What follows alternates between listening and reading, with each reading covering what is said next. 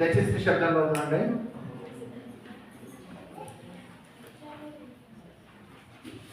దేవుని నామం స్తోత్రాలండి. మీ అందరికీ నా వందనాలు. ఇంతవరకు సహోదరులు ముగ్గురు మాట్లాడినారండి.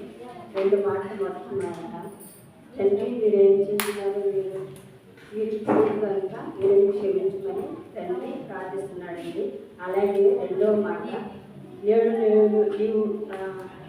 నీవు నాతో కూడా ప్రదేశంలో ఉన్నావు. రెండో మాట రెండో సహోదరి మాట్లాడింది. అలాగే మూడో మాట, 2 మాటలు కూడా యేసుప్రభు గారు ప్రార్థన చేస్తున్నారండి. ఎవరికి? తండ్రి అయిన యెహోవా దేవుడికి ప్రార్థన చేస్తున్నారండి.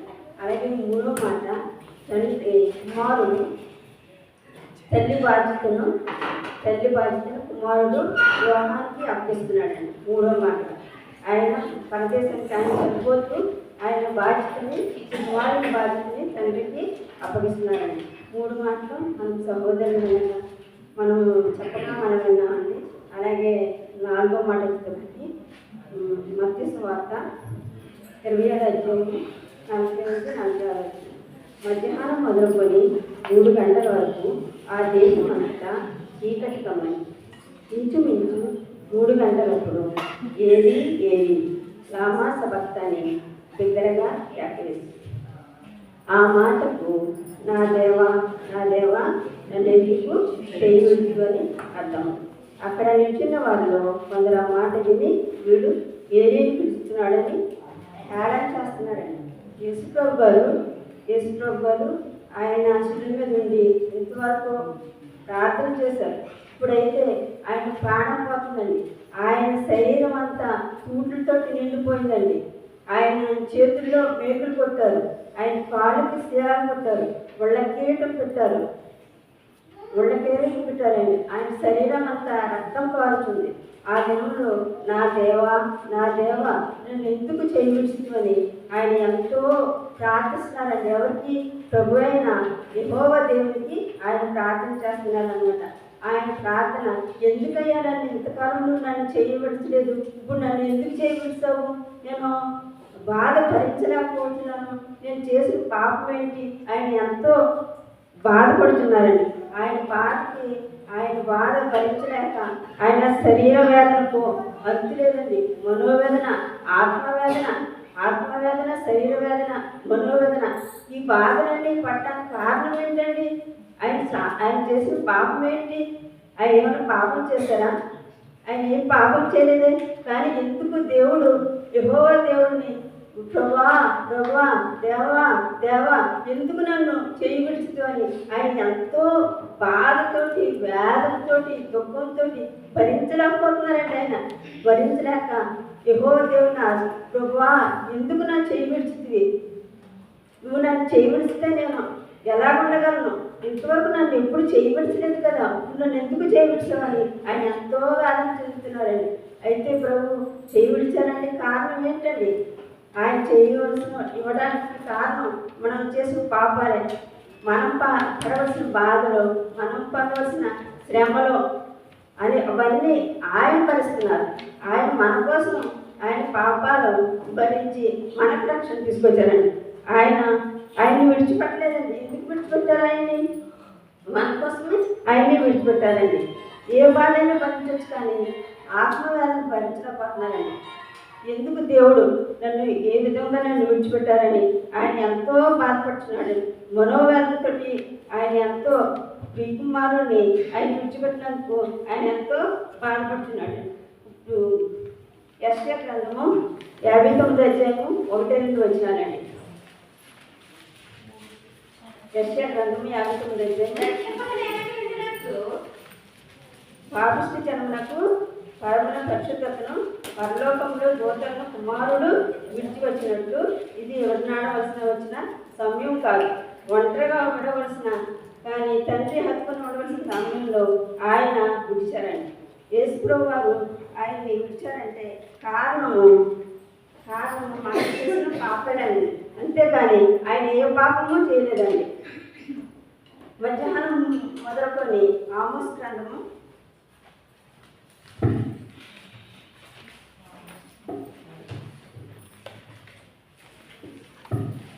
4వ ఆమోస్ గ్రంథం అండి 8వ అధ్యాయము 9వ వచనం.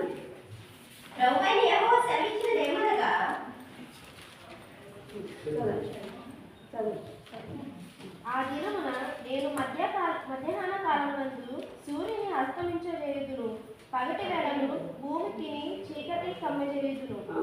చాలండి. ఆయన మధ్యాహ్నం ఆయన్ని చీకటి కలిగి చేస్తారండి. యేసుప్రభు గారు మధ్యాహ్న కాలంలో ఆమోస్ గ్రంథంలో చీకటిని సూర్యుని అస్తమం చేస్తానన్నారు. అవునండి. ఆయన సిలువలో ఉన్నారు. పొలిమంతు కండపై ఆయన సిలువలో ఉన్నది మొదలుకొని మధ్యాహ్నం మొదలుకొని లోకమంతా చీకటి అయిపోయిందండి. యేసుప్రభు గారు పుట్టినప్పుడు కన్యమరియ గర్భమున పరిశుద్ధాత్మ వలన కన్యమరియ గర్భం పుట్టినప్పుడు లోకరక్షకుడు పుట్టినాడని లోకమంతా నక్షత్రాలు వచ్చినాయండి. లోకరక్షకుడు పుట్టినాడని నక్షత్రాలు చూసి రారాజులు అందరూ వచ్చి ప్రభా రక్షకుడు పుట్టినాడు. అదే సమయం ఇప్పుడు లోకమంతా చీకటి అయిపోయింది. ఎందుకు చీకటి అయిపోయిందండి? లోకరక్షకుడు చీకటి పుట్టాడు. ఇప్పుడు లోకమంతా ఎందుకు చీకటి అయిపోయింది? లోకరక్షకుడిని మనము హింసించాము, బాధించాము. ఆయన లోకరక్షకుడని గుర్తించలేకపోయాను కాబట్టి లోకమంతా చీకటి అయిపోయిందండి. అలానే యోవేలు గ్రంథము 2వ అధ్యాయం 31వ వచనం కూడా వచ్చాలండి. యోవేలు 2:31.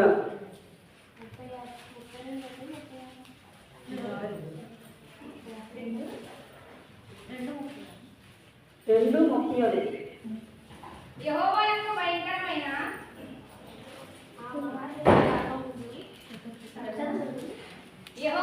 భయంకరమైన మహాదినము రాకముందు సూర్యుడు తేజోహీనుడగును, చంద్రుడు రక్తవర్ణమగును. ఆయన రాకముందు ఏమైతాడంటే సూర్యుడు అదృష్టుడాయని. అలాగే యెషయా 13:9-11 కూడా చదవండి.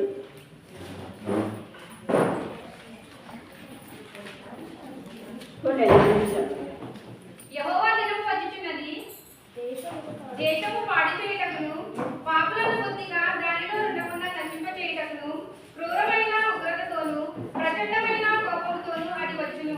చాలండి. యేసుప్రభు గారు వచ్చేటప్పుడు ఏ విధంగా వచ్చారో మనం చూస్తున్నామండి. యేసుప్రభు గారు తండ్రి ఈ గిన్నెను ఎదురించి తొలగించమన్నారు. ఏ గిన్నె అండి? నిన్న దినాన గెస్సేమనే తోటలో యేసుప్రభు గారు ప్రార్థన చేసుకున్నారండి. ప్రభువా నీ చిత్తమైతే ఈ గిన్నె నా ఎదురండి తొలగించు. ఏ గిన్నె అండి అది? పాపంతో నిండిపోయిన ఆ గిన్నె అండి. మనం చేసిన పాపాలు అది గిన్నె అండి. ఈ గిన్నె నా ఎదురండి నీ చిత్తమైతే తొలగించు ప్రభా, నా చిత్తం కాదు అయినను నీ చిత్తమైనది ఆయన ప్రార్థన చేస్తారండి. ఆయన ప్రార్థన చేసినప్పుడు ఆ చెమట బిందువులు రక్తం వల్లే కిందకి కారుతున్నాయండి.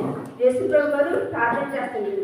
దేవుని చిత్తం అండి. ఆయన చిత్తం నెరవేర్చడానికి వచ్చారు. ఆయన ప్రభు కదా, ఆయన బ్రతకాలంటే బ్రతుకుతారు. కానీ ఎందుకు ఒప్పుకుంటున్నారు?